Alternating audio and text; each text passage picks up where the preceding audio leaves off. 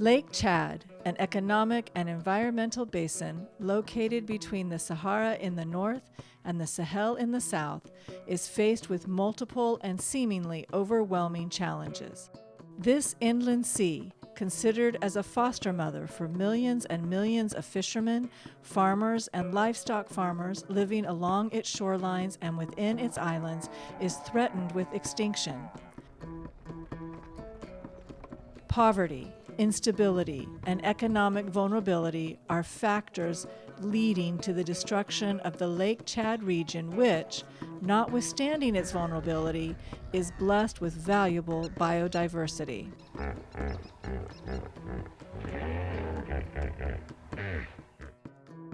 This situation is aggravated by ecological and climate change with adverse effects such as erratic rains, droughts, desertification, soil degradation, and food insecurity.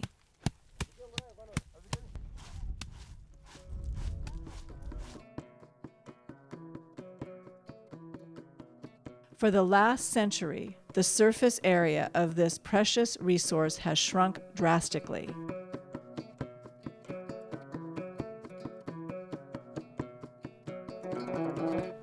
Since 2014, the region has been living under the yoke of the barbarism of the Boko Haram, a terrorist group. The insurgency started in northeast Nigeria and quickly extended its tentacles to cover the Nigerian, Cameroonian, and Chadian parts of the basin.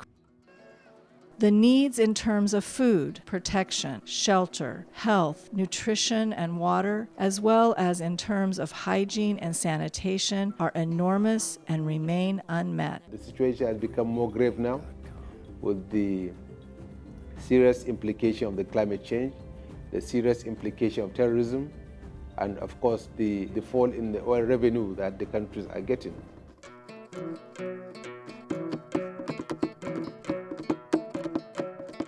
Facing this storm of challenges, countries on Lake Chad have not stood idle. Under the umbrella of the Lake Chad Basin Commission, which is one of the oldest continental organizations in charge of promoting better basin resources management, countries decided to reactivate the Multinational Joint Task Force, MNJTF, with troop strength close to 10,000 men coming from the armed forces of LCBC's member countries and Benin Republic.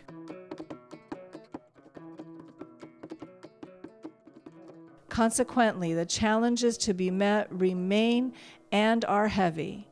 Both here and elsewhere in the world, money is the sinews of war.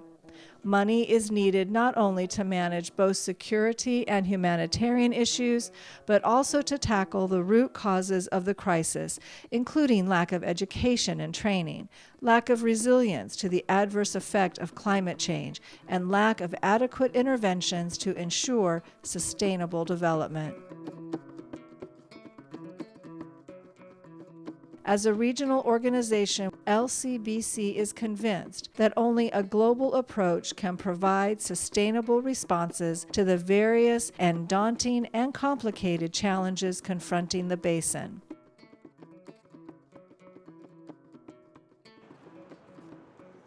This is the reason why LCBC member countries are more than ever committed to putting an end to social, economic, political, and gender inequalities with a view to addressing environmental challenges, violent extremism, and its root causes by empowering youth, women, families, and community leaders.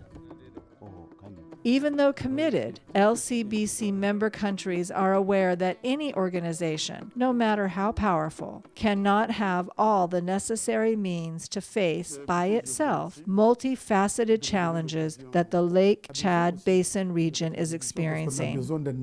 We need international community support in terms of equipment, financial and logistical support, as well as intelligence. Région du lac Tchad. The Lake Chad region did not receive during its recent history the attention it deserved, and we, my colleagues and friends, decided to come fix this error that was an injustice by bringing for the first time the United Nations Security Council as a whole to come visit the countries in the region, and especially Niger. Fully aware of their primary responsibilities and convinced that the crisis that prevails in the Lake Chad Basin area is the consequence of the impoverishment of most vulnerable populations of both the environment and the ecosystem, social and economic dynamics, they decided to provide adequate solutions, such as new projects, to promote and support sustainable agricultural practices likely to strengthen the resilience to climate change and the scarcity of natural resources. In addition, there is still the challenge of linking security, stability, and development. Fortunately, on this issue as well as on other issues, BC member countries speak the same language and turn challenges into opportunities. This follows the model of the Lake Chad Development and Climate Change Resilience Action Plan, which is an initiative of LCBC and its 6 member countries. The aim of this plan is to turn this vulnerable and sensitive basin into a real regional rural development pool. It will be capable of significantly improving food security, employment, and social inclusion of youth by enhancing the living conditions of the river basin populations in a sustainable manner, as well as increasing the resilience of a system characterized by high population growth, high hydrological variability, and climate uncertainties.